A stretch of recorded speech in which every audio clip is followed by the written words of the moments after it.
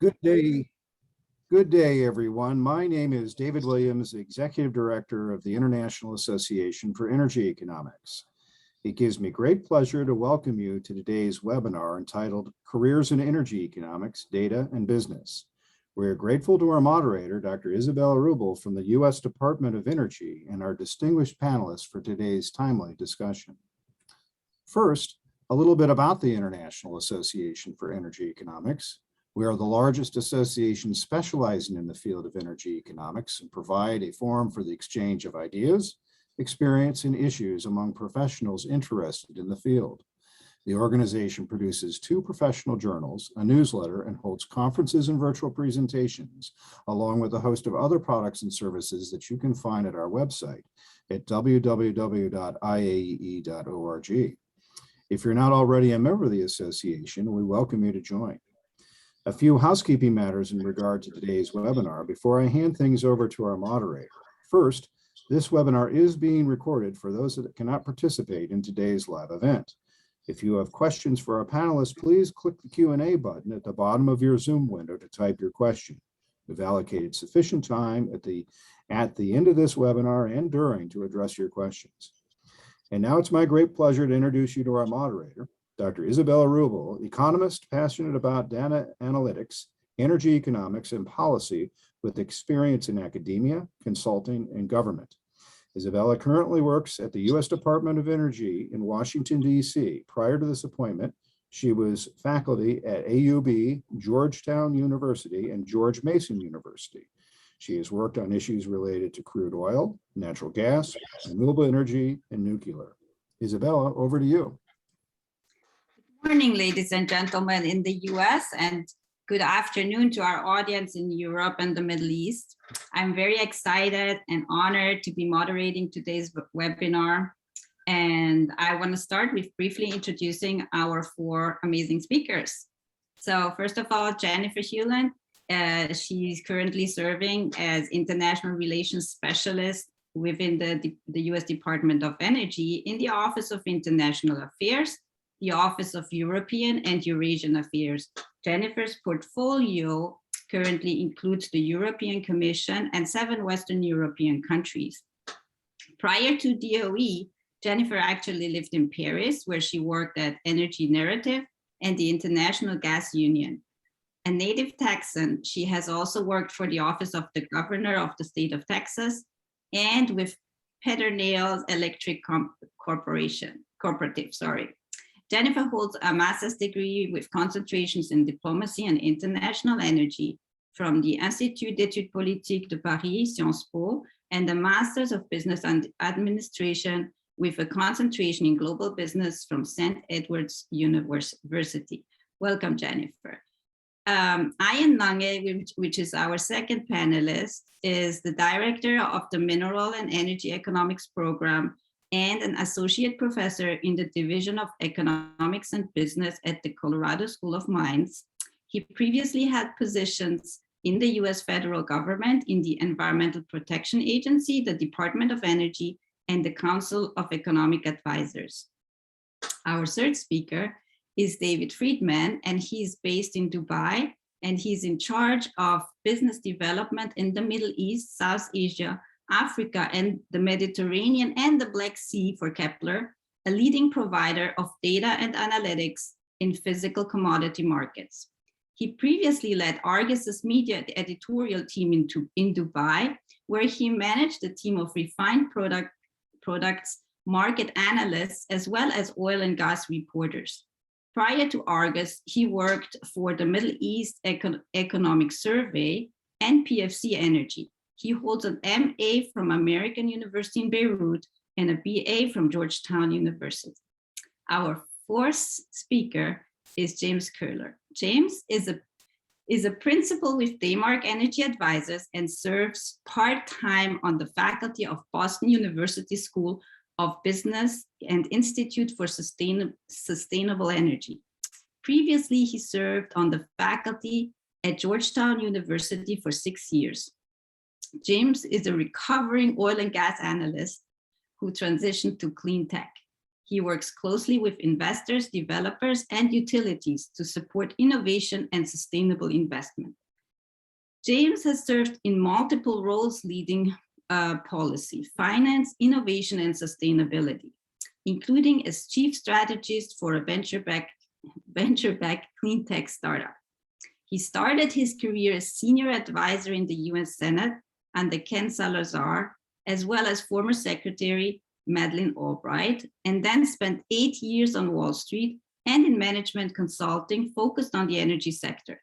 James is a graduate of Boston College and Georgetown University, and in his spare time, he's an avid fly fisherman. Welcome to our audience. So, with no further ado, I want to start this discussion with our first question. Can each of you tell our audience a fun fact about you that very few other people know?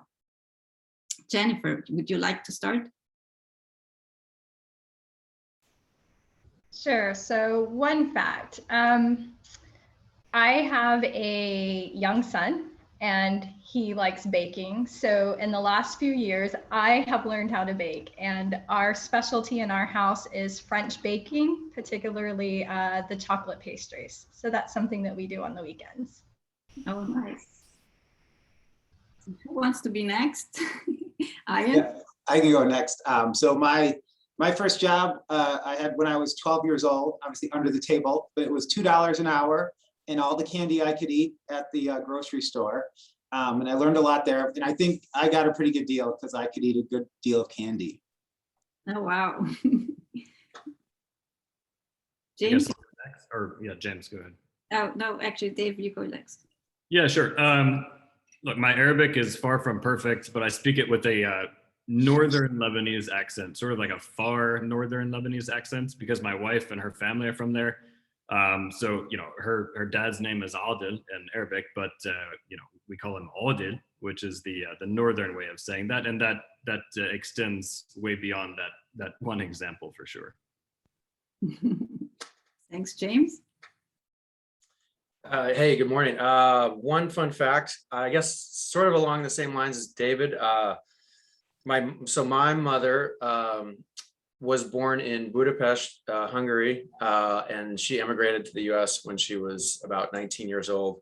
And so I grew up, when I was a very young child, I actually was fluent in Hungarian for a very short period of time, up until about 4 years old. And then I never spoke it again. But I grew up with a Hungarian, not only my mom was Hungarian, but my grandmother moved in across the street from us growing up in Los Angeles. So I grew up eating a lot of chicken paprikash. Oh, wow. That's fun. So I guess our audience would like to know from all of you, if you could describe your current position and let us know a little bit about what you're doing on a day-to-day basis. Jennifer, would you like to go first? Sure. So I currently work at the Department of Energy, as Isabella mentioned earlier, in the Office of European and Eurasian Affairs. So my portfolio covers the European Commission, and the Department of Energy's main bilateral engagement with the European Commission is through the US-EU Energy Council. In addition to that, I cover 7 Western European countries, which include the United Kingdom, which we're currently standing up a strategic energy dialogue with, and also with France, where we're looking at a bilateral clean energy partnership as well. My typical day includes waking up to emails due to the time differences. I work with 3 attachés, so 1 in Brussels, 1 in London, and 1 in Paris. Usually wake up to email exchanges that I had started the night before and they're responding to in the morning. That's a typical day. With our 3 large engagements through the Energy Council, the Strategic Energy Dialogue, and the Clean Energy Partnership, there's quite a bit of discussion with embassy colleagues, along with ministry colleagues, to figure out how bilaterally we may be able to engage. Right now we have a large focus on climate and energy, and how we can move together to advance certain elements of innovation when it comes to the energy sector. Thanks, Jennifer. Ian, would you like to go ahead? Yeah, happy to. So I direct a professional master's program in mineral energy economics and more of an academic PhD program, similar in mineral energy economics. So I would say a lot of my time is trying to stay current in both, the academic framework, like what 4 papers came out overnight to say diff and diff is no longer, correct or has some biases to it.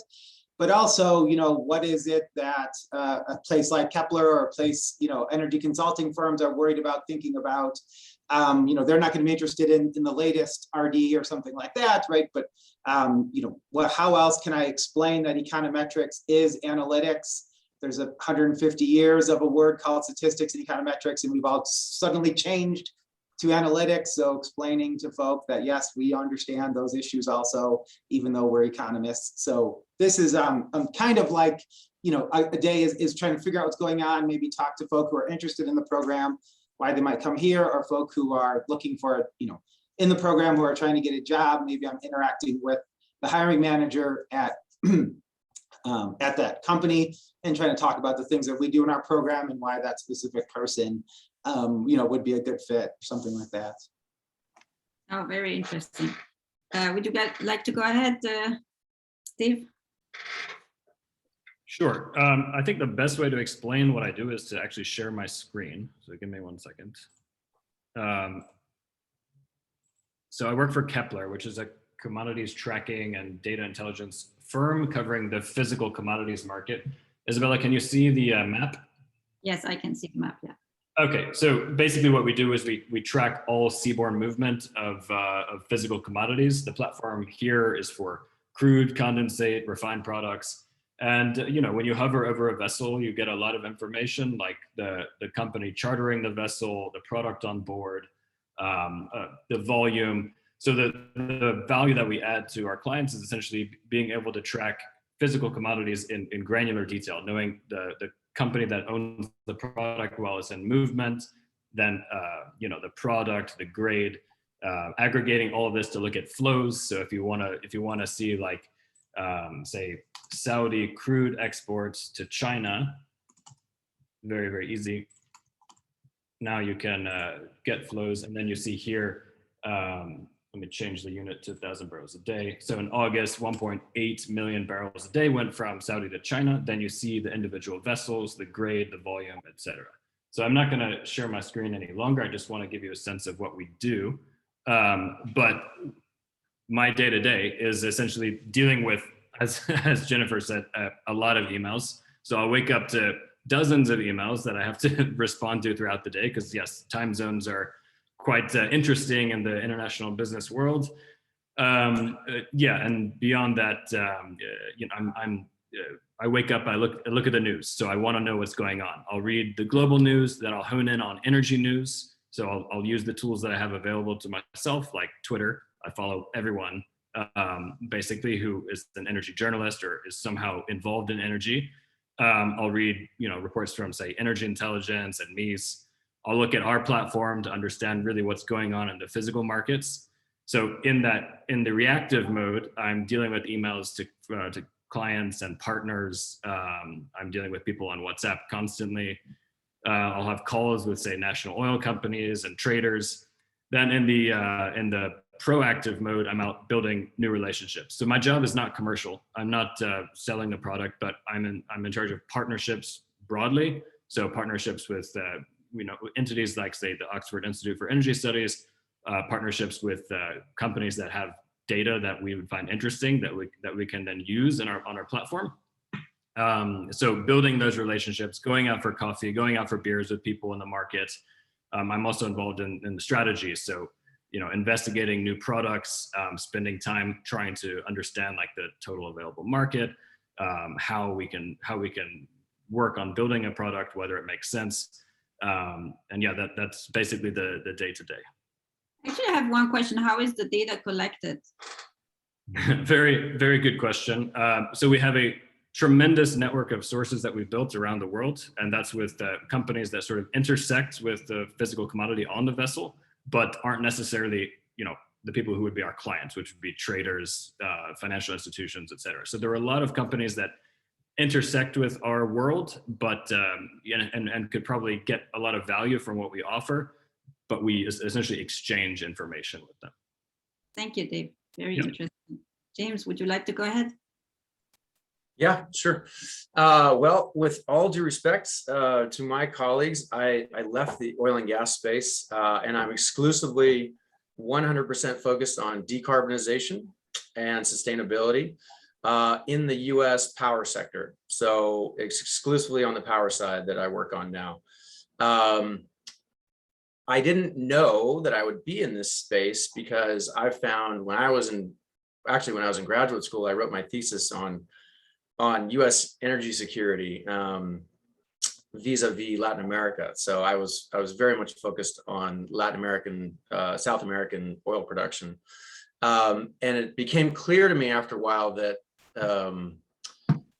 being in that space was exciting and fun. And I was there at the beginning when shale became a thing and independent producers, in the Niobrara and the Bakken and North Dakota just became a total transition, right? So in 2015, we became a net exporter of crude, or we started exporting crude in the US for the first time. So that was obviously a game changer. But it's also very clear that there is a big transition going on in the two distinct spaces in this world, which are transportation focused and power focused. Clearly, there's a nexus between natural gas and the power sector, of course.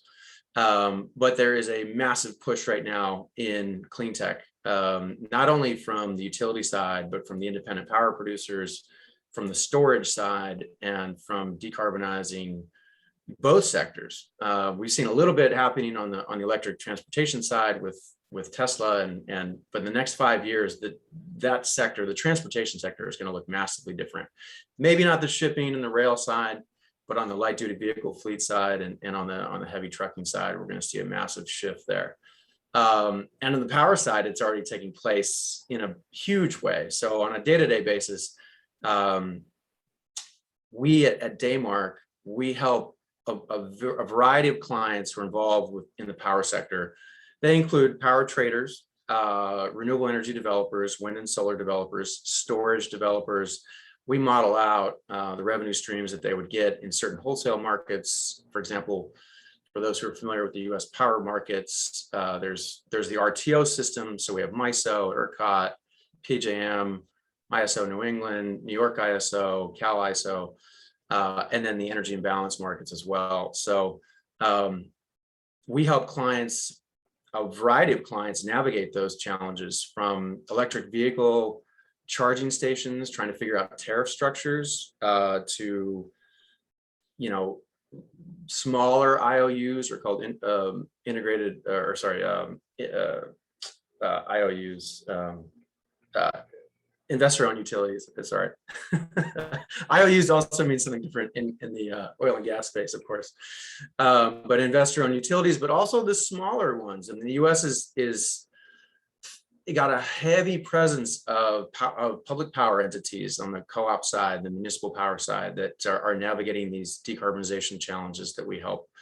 And so we also work closely with public commissions, public utility commission staff all over the country and Canada, designing and helping them think through, how to optimize their portfolio going forward, but also how to look out for the consumer as we transition away from a carbon-based fuel system to a decarbonized clean tech system, and how that works. And obviously the challenges are immense. Everyone's probably intimately familiar with sort of the balkanized system that we have in the US and how it works regionally, and the challenges that are faced in each particular region of the US.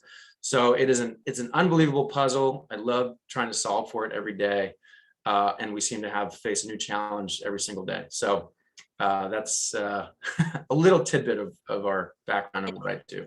That's very interesting. Can you maybe, for our international audience, just quickly say something about how the different regions are not necessarily, the rules are not necessarily harmonized, or just give like a small quick overview so that the international audience can understand, because I think they might not be familiar with what's going on in the US. Yeah, no, I think you're right, Isabella. So the one of, for the international audience here, what we have in the US is we've got a puzzle. It's kind of a puzzle, and different pieces fit into it. But ultimately, it's more like instead of being a completely integrated, almost like a highway system, like a national highway system, it's actually separate grids all over the country working on their own rules and mix of sources in order to maintain power at all times, which is a big challenge because the system wasn't designed to integrate and to price in intermittent sources like wind and solar.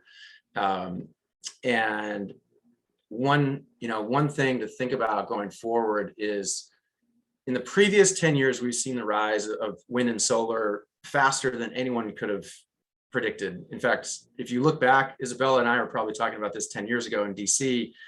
The EIA was predicting, maybe, incremental wind and solar development over the next decade. Well, that blew away. Everyone's expectations were blown away. What happened in the 2000, the teens. And now you enter this next decade from 2020 to 2030, and it's very, well, from our standpoint right now, it's very, very clear it's going to be the decade of storage. And once you can harmonize and firm those intermittent sources, and you can do a lot with that throughout the country. So there are different challenges in every state, and it's too much to talk about in this particular format. But in any case, just know that there are different rules all over the place, and they're solving for different challenges in every part of the US. That gives a nice overview. And actually, I like that you mentioned the difficulty to integrate renewable energies and also nuclear, by the way. Yes. Also not, taken into account. So, there's a lot of research going on with, small modular reactors and so on that could also be integrated to the grid, and where we're not really prepared for that. So with all this, thanks a lot. And let's go to our next question, which is for each of you, what do you like most about what you're doing, and maybe what you don't like about your current job, which is a little bit tougher. Let's start again with Jennifer, please. Sure. So I think the thing that I like most about the Department of Energy, and I never expected this before joining, was that when you work, so I worked in both the Office of Policy, and now I'm in the Office of International Affairs. And in both of those offices, there's immense opportunity to spread your wings and participate in projects and pick up on different focus areas than maybe what you were comfortable with when you first entered.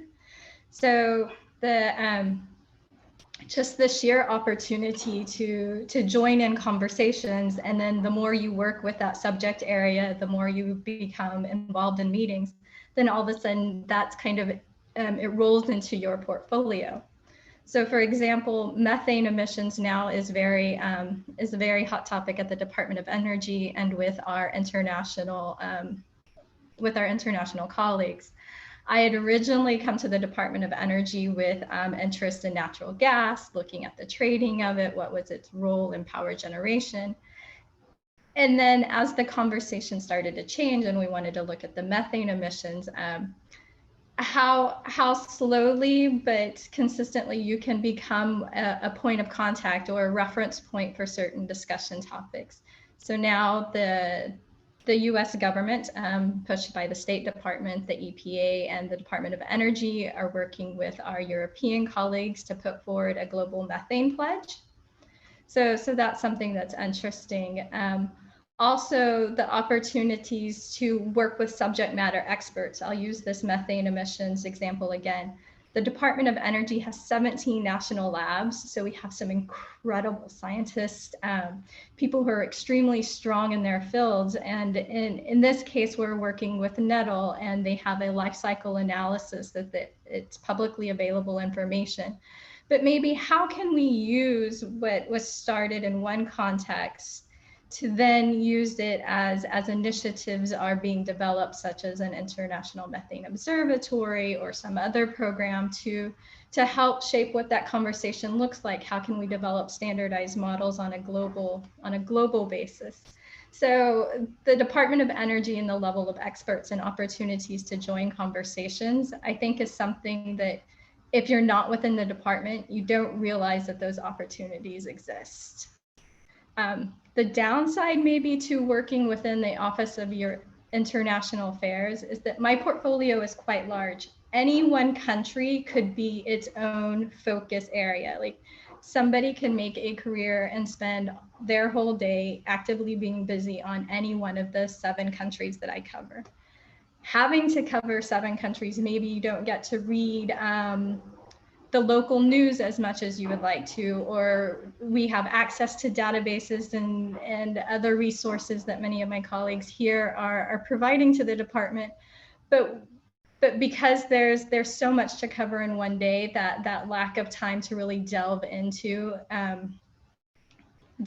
maybe a country or specific area gets overlooked, and then you're frantically at the last minute looking for that data point you need to provide to senior leadership. So thanks, I'll end there. A little bit of stress, right? Is what you're saying, right? So thanks, Jennifer. Ian, would you like to go next? Yeah, so the best part of the job, that's pretty easy.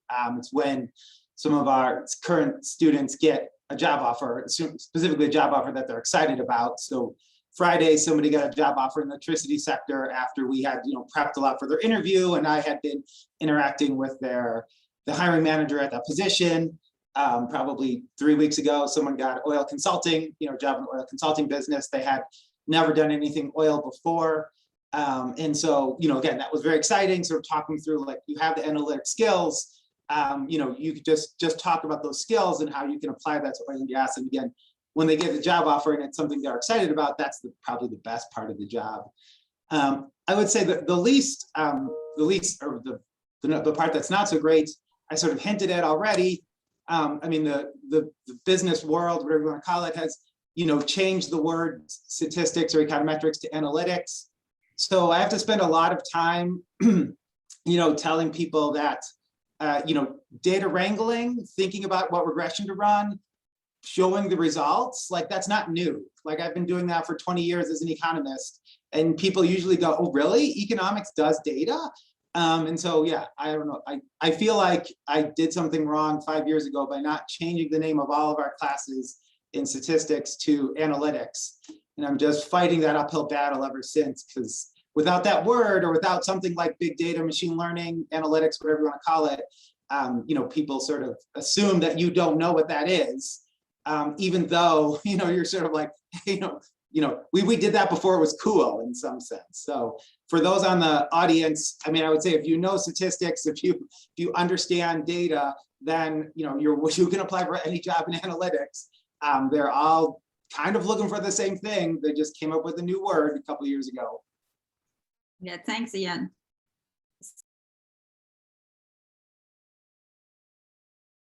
So, Dave, would you like to go ahead? Sorry, I was muted. That's fine. Yeah, so the thing I like the most about working for Kepler in particular is that the environment is incredibly collaborative. It has retained its sort of startup-y vibe, despite not being really the leader in our space. And actually, we made our first acquisition last week. We bought a US-focused company called Clipper Data. Me personally, what I like most about the job is that it's sort of been like almost a discovery for me, in that I'm actually a relationships guy. Growing up, I was really reserved. I was really shy, but I really like going out there, having beers with traders, getting to know everyone in the market, traveling and getting to know all the national oil companies, et cetera. So actually that ties into what I like the least about my job right now, which is really, it's because of coronavirus, the travel has stopped. So I used to travel to very interesting places all the time for work. So London, Singapore, Vienna, Baghdad. But now, nothing. In 2020, I had big plans. I was meant to, I had work trip to Cape Town booked, March 2020. I was supposed to go to Lagos after that. I had plans to do like a whole Mediterranean and Black Sea tour, get to know everyone in those markets. Never happened. So, you know, I'm looking forward to things getting back to normal. That would be fantastic. And then I'll be, you know, at 100% for sure. You already answered one of my upcoming questions. So is that the only thing that changed with COVID in your job? Oh, in my job, yeah, basically. I mean, face-to-face meetings were slow for a while, but at least in Dubai, like everything's basically back to normal. You know, you have to wear a mask, but you know, I'm doing a number of in-person meetings a week, and everything is normal, with the exception of in-person conferences and travel. Thanks, Dave. Thanks. Yeah. James, do you want to go ahead? I keep muting myself. Sorry. Yeah. Could you repeat the question real quick? Sorry. What you like most and what you like least about your job? Most and least. Okay. Well, I'm sure some of my colleagues are on this call. So I love everything about my job. No, I'm just kidding. Yeah, so what do I like? All right, let me start with what I like. Probably, honest to God, the biggest challenge we face right now is hiring. We are hiring like crazy. We are constantly looking for new skill sets. People feel comfortable in the power sector who are decent, obviously very good with Excel, but also just with different power models. And if you're familiar with what David and Ian and Jennifer are talking about in terms of just understanding how models and flows work, you know, I was answering a question from someone from the audience there, and I was just saying, you can do the transition if you want to move from oil and gas into power. You just have to learn the language of the sector. It's a different language. Trust me, I won't get into it. I teach an entire course on just language of the energy sector. And energy, by the way, I don't really like that term because it means too many things to too many people. But in any case, so the hardest part right now is we have a relatively small, I mean, we're not small, we're about 50 folks total at our firm, but we've grown, I think we've added 10 in the last year. I mean, that's how quickly things are happening. I think we have 2 current announcements out there. We're looking for new analysts to come join us. We're based in Boston, but we have folks all over the US. And so managing the growth of a small company is a challenge in a time when you're going through this massive transition in the power sector, especially in the power sector. So handling that and keeping an eye on that and knowing everything that's going on. I think David said he woke up and he reads 5 websites a day, or, you know, it takes an hour just to pull in all the information. Like, you can't really fathomably read every single thing going on because there's so many things happening. So, and a lot of those things, if you're not intimately familiar with what that article is saying, you only might absorb like a slice of it and not really understand the implications of what they're saying. So it's really important to like dive in and get the fundamentals down before you go out and try to read all these articles and these trades about what's happening in the sector. It's just important. But on the flip side of that coin, I think the most fun is actually solving for these rapid challenges that are, I mean, they baffle me every day, but they also are incredibly exciting to solve for. When I was in oil and gas, the biggest, some of the biggest challenges we faced was, how much did it cost to produce? Where was it going to go? What was the upstream, midstream, downstream portions of this and how it worked, which is cool in itself, but it's a fairly binary space in terms of from upstream to downstream to especially in the LNG side. We did a lot of LNG stuff. In the power sector, you're integrating these new sources that are carbon free, but they're intermittent, so they have challenges. But the cost of production of this unit, of the cost per unit, has gone down dramatically. So you're trying to almost educate, in a way, a lot of folks who are setting the rules, because in oil and gas, obviously there are certain rule sets that are in place, but there's fairly light touch on the government side about the flows and restrictions on the flows and all that kind of stuff. On the power side, you have a heavy public policy overview or sort of oversight of this sector, because I've always argued this, and my fellow economists might hate me for it, but I think of power as an electricity as a public good. Folks will argue with me till they're blue in the face that it's not a public good, but I really feel that in this new world we live in, very digital, if you were to lose power, it's really a game changer. It's of course, it's not going to kill you, like, it's not like not having clean air and clean water, but it would grind everything to an absolute halt like that. So there is a case to be made about how much interference happens in this space and who's looking out for whom, because we're all consumers of electricity.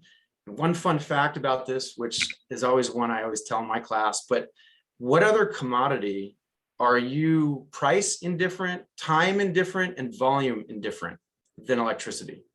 Perhaps water. That's the best answer I've gotten in like 8 years of teaching this. But there is no other commodity where you're that indifferent to this commodity, and yet it's so essential to your life, but you don't even think twice about it when you flip on the lights. So there is a massive amount of things being solved for behind that light switch all the time.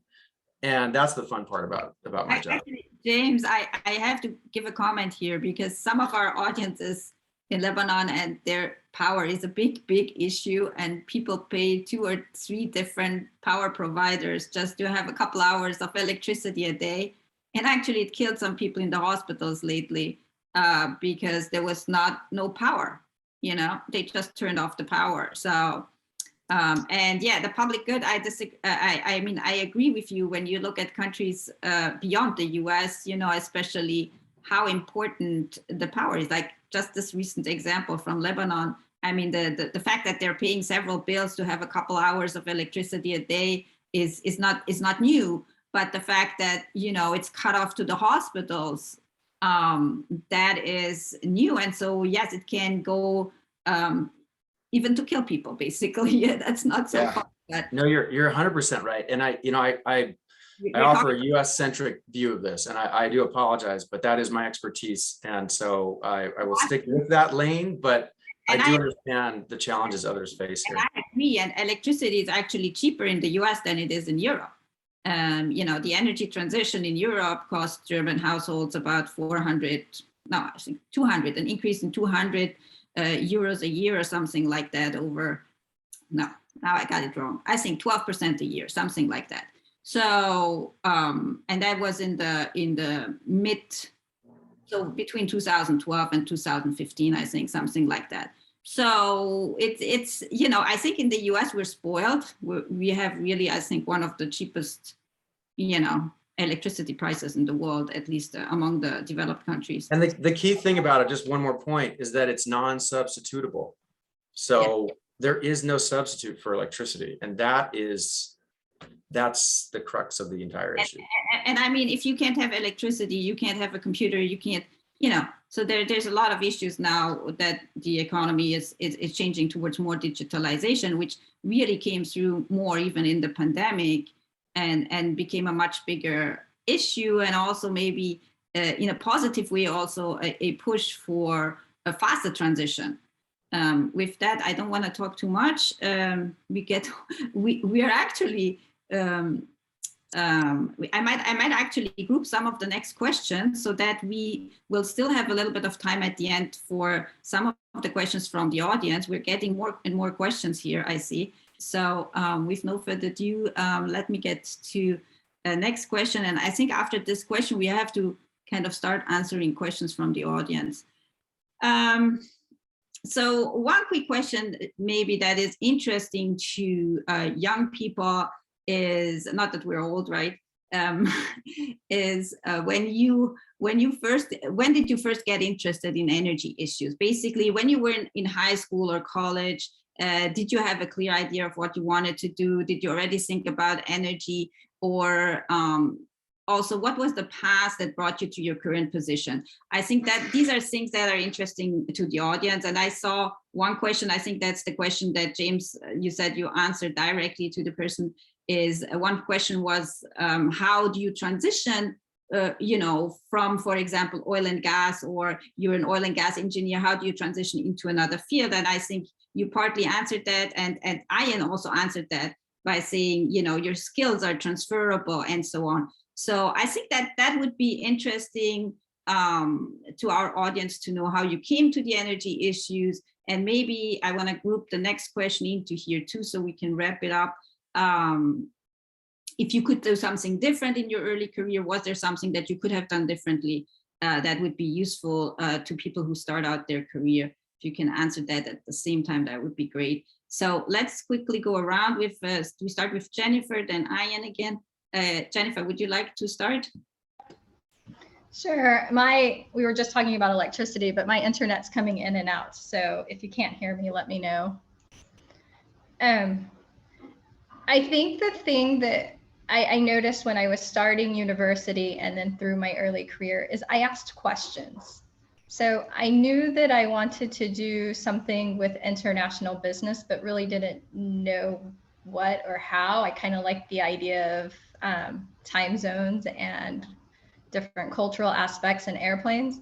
And I just remember when I started university asking, I have these interests and how can I make that work in a degree? And so by talking with the university counselors and different professors before I actually committed to a major, they said, well, we're actually launching a new degree. It's you learn a language, so Spanish and international business. Why don't you try that? So that started a path that led me to do international studies. I studied in Spain and then did a business certificate program in Mexico at Tec de Monterrey.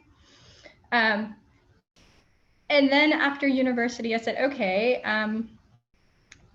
what do I do with this degree? And so I started asking around. And I think this is the power of just reaching out and genuinely being interested. The more people you talk with, the more they suggest, well, you know, why don't you speak to somebody else because I heard a keyword that you brought up and they would be a good reference for you. So I did a lot of calling around and asking people what they did. And it proved very informative, and it's something that I'll always be grateful for is the time that professionals took in their mid-career to answer my questions very early on and searching for what I wanted to do.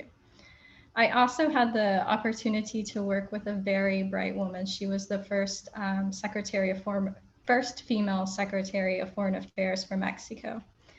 And she gave me one piece of advice that I've taken with me this whole time for a career, and that's maybe you don't need to look at the title or salary. For some people, that's extremely important, but it's the people that you work with. Do you enjoy working with them? Can you learn from them? And so the positions that I've always taken has been with somebody I thought was interesting, that working with them would be in a way informative and help me, again, ask questions and develop skills on the job while also seeing what comes next. So contributing to an organization, but also developing something personally myself. And I'll have to say, in my current position, my team, it's something that I came to the Office of International Affairs because my colleagues there, we're a very tight-knit group, are extremely committed to what they're doing. And feeding off of their energy and their interest help in turns make some of these very long days we have easier to digest and much more enjoyable. So my 2 cents is ask around, have conversations. The more you can talk with people, it's really surprising how much you'll learn and how much they're willing to maybe help open the next door or get you that next phone call that could be meaningful to you. Thanks, Jennifer. Ian, where you want to go next? Sure, happy to. Yeah, so maybe like David mentioned, I mean, I felt like an introvert, maybe more generally, but when found something I was passionate about, it was sort of easy to talk. So sort of moving into this profession, career, whatever word you want to use, I mean, it was sort of like, it was I don't know, it was clear that this was something I was passionate about. I love talking about it. I love having conversations with people and learning more about it. Seeing what's going on, you know, where are people thinking things will happen? What's the logic that they're using to argue for X versus Y, right? So James might see a lot of people, especially if you have some former petroleum engineering friends who still just think renewables are garbage and they're going to fall by the wayside soon, right? And so it's fun to like listen to their arguments and try to figure out what's their logic there. And I would say, you know, if I could have done something different early in my career, onto that question or that second part of it, you know, there was chances to stay in government, as you mentioned. I've jumped in and out of government a couple of times, but I find after a while, just the pure politics sort of drags me down. So I've jumped in and I've jumped, you know, back in a couple of times just because I sort of forgotten how much the politics drags me down, and I'm like, oh, this will be fun, right? Like, and then a year later, I'm like, oh yeah, the politics. This is for, yeah, you know, so they have to jump back out of it. So I guess, you know, if you can sort of put that in your back of your mind, or if you're just a partisan person and you really, you know, you want to lean into the politics a little bit, you know, staying in government or different parts of the government could be something. But at least for me, it's sort of, yeah, this sort of like, because somebody else said it, it has to be wrong. I just can't handle it. And so that's why I jump back out from government. I will say also, I have to teach at the top of the hour. Please email me questions if anyone has questions that I can't make. Thanks. Thanks, Ian. That was a very nice, you know, different view to hear about, you know, working for government. I think it's important to get different views here. And yeah, and actually, I think in academia, one of the big issues, I think, or one of the important things, I don't know how many academics we have here on the audience, but is basically, for me, it was finding research connections, finding people with whom you want to work on papers and who actually bring something to the table, so that you don't feel you're left alone. And I felt it's much more easy if you have, you know, co-authors basically with whom you can discuss your projects. So that's another one, but you know, that's just for academics. So who's next? I forget our order. Dave, yeah, please go ahead, thanks. All right. I think I took sort of an unusual path into energy. It was sort of downstream of my interests, but it's really where all of my interests intersect. So it's the best possible career path for me, oil and gas in particular. So starting in high school, I developed an interest in the Middle East pretty generally, politics, history, language, economics of the region. And pretty early on, I sort of decided that I wanted to find a way to work in the Middle East. I don't know exactly why. At this point, I don't have any good reason to explain how that happens. But so starting in like 2007, I started to travel to the region. So I started studying Arabic at AUC in Cairo in 2007, and then Jordan the year after that. And then I would start to take taxis from Jordan to Lebanon and just fell in love with the place. Amazing. Really incredible place, and realized that like that would be a pretty good place to spend my early 20s. So I didn't know how at that point to find a job outside of the United States, knowing that eventually I wanted to. So I used the American University of Beirut as a start. So I did my master's there. I also brought with me, I was very, very lucky, I brought with me my analyst job with a consulting firm called PFC Energy at the time. And then it just sort of developed from there. I worked for PFC and then for the Middle East Economic Survey, MEES, which is really like an oil and gas focused publication, news and analysis on energy in the Middle East.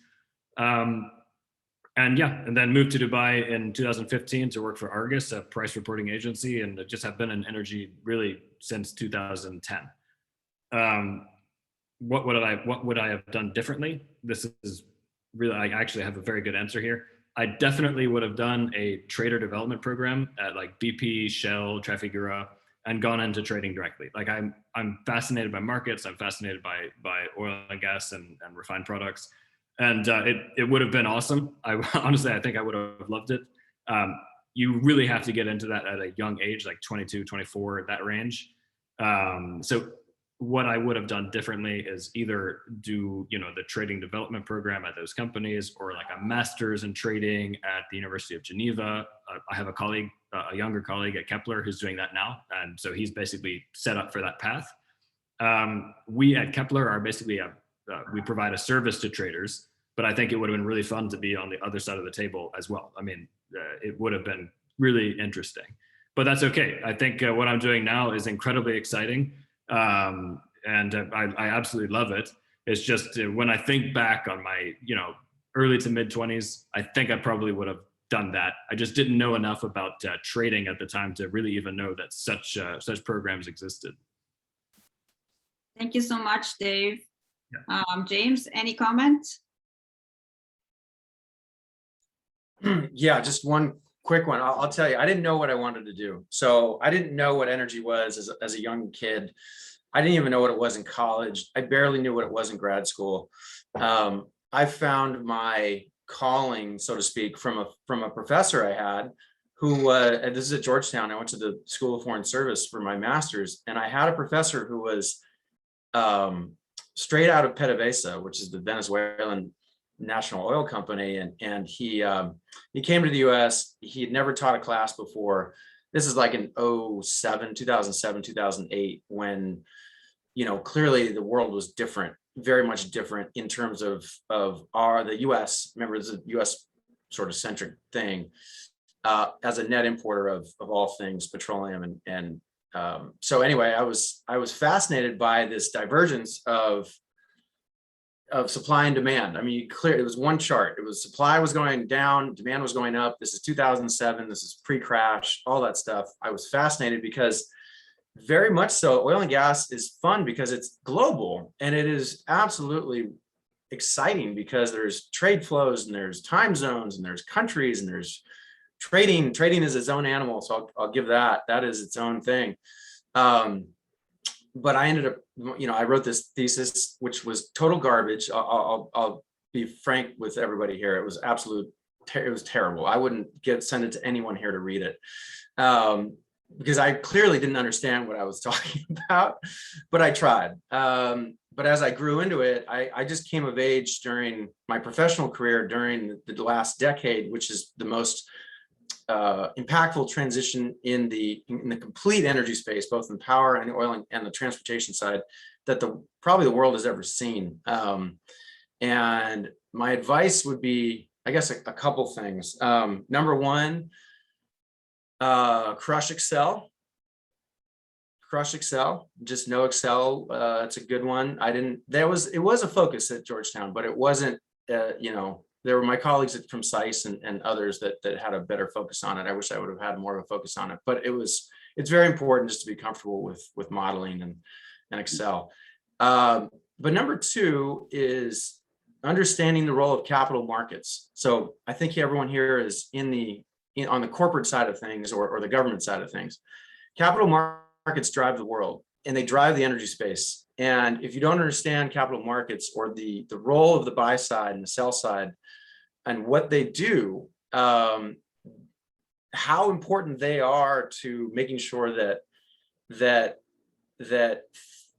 you know, it's a reflection of what the institutional investors and retail investors, what they think about.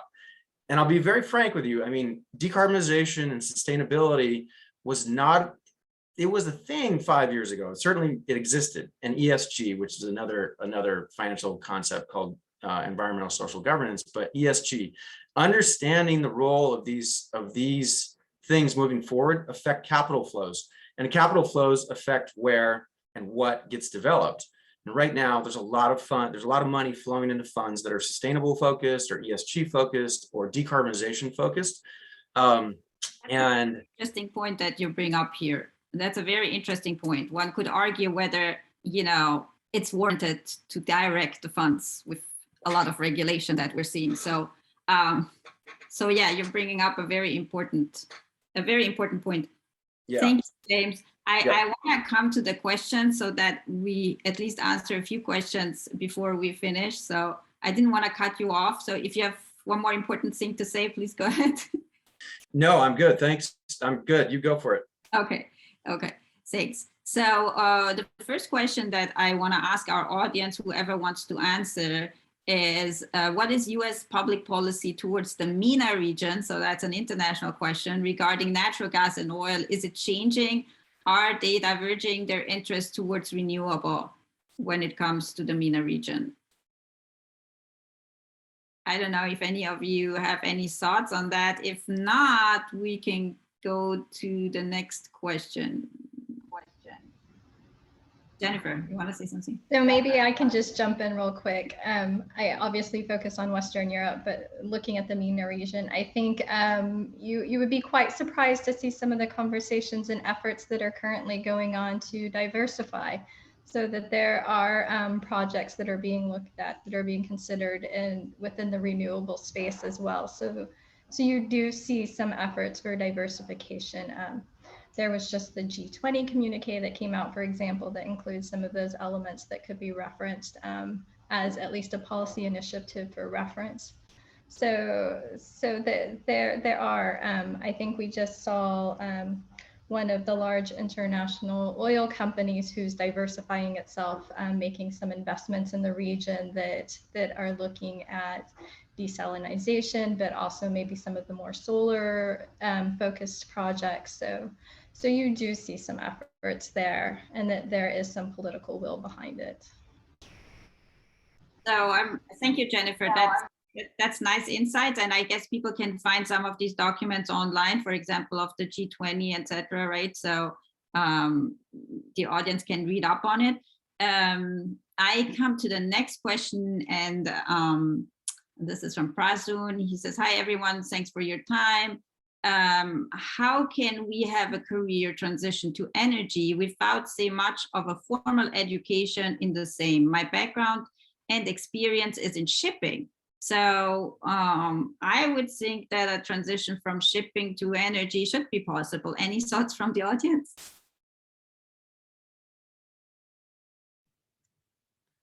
Hi, Prasoon. We need to meet up soon. I know we've been talking about it for a long time. Yeah, I think that it's a relatively easy switch. I mean, you could probably even work for a company like Koehler. Obviously, we deal with shipping. It's a key part of what we do. But yeah, I mean, I've seen people move from ship broking to energy broking. I mean, there's certainly paths forward into energy. I think build your network, work on Excel. That's very, very important, as we heard. And there's certainly ways in, for sure. Thank you, Dave. Yes, I think there was one question for James, but we can open that question to the whole panel. It was, I have a background in petroleum engineering. I'm mastering in energy studies. What is your advice for me regarding this transition if I don't want to work in petroleum engineering because I'm finding difficulties with this transition? What can we say here? Anybody wants to take this? I think we partially answered that. I did take a step. I think I wrote an answer to it, but just to summarize that, Yes. You've already got a background. If you have an engineering background, it's great. It doesn't matter if it's petroleum engineering or electrical engineering. It's fantastic to be able to go into the power sector with that kind of background. That's probably 50% of what we would look for on your resume anyway. So now it's just understanding the difference, the structure in the markets that drive that sector versus the transportation side of things. And so that takes, takes a little bit of effort there to figure out what the power system looks like. But if you know the language, you know the structure, you understand the markets, you know who does what, and someone else pointed out, you follow the capital flows, you follow the money, you will figure it out fairly quickly. Yeah, thank you, James. So there's one more question, and after that, I guess we will wrap it up unless I see there's another question that came in too. So one question is from Amir. Is there any advice about the best way to combine my knowledge in energy and data analytics? What is the first steps to take? What are the first steps to take? Sorry. Thank you. So does anyone want to answer that, or should I go ahead and unless somebody has a thought on this?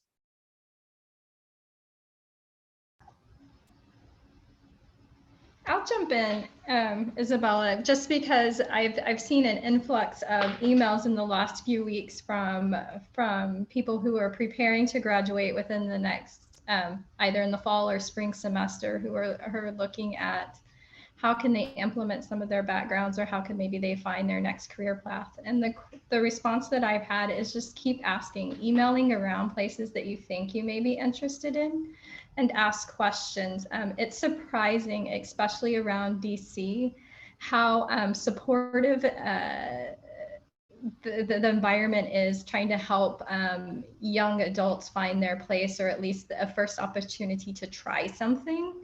The people I've been speaking with have had some really positive results, just the general replies that they're getting and people offering advice and willing just to talk.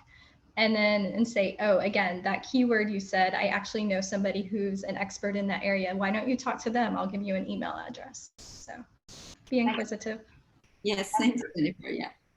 So Do you mind if I add a little bit to that? The question. Go ahead. Yes, go ahead. I think map out the companies in that space. You have the skills, so you have knowledge in energy and data analytics. So there are a lot of companies that do just that. Start reaching out to people in those companies, apply for jobs in those companies. You know, you can talk. I mean, just look at MySpace. There's my company in my prior job, Argus, competitor Platts. All of them do that. Energy intelligence. Energy intelligence actually has data analytics jobs in Beirut. So that's something that you could look into as well. I mean, there's so many opportunities in that space, and the whole data analytics in energy is exploding. So there are a ton of jobs out there for sure.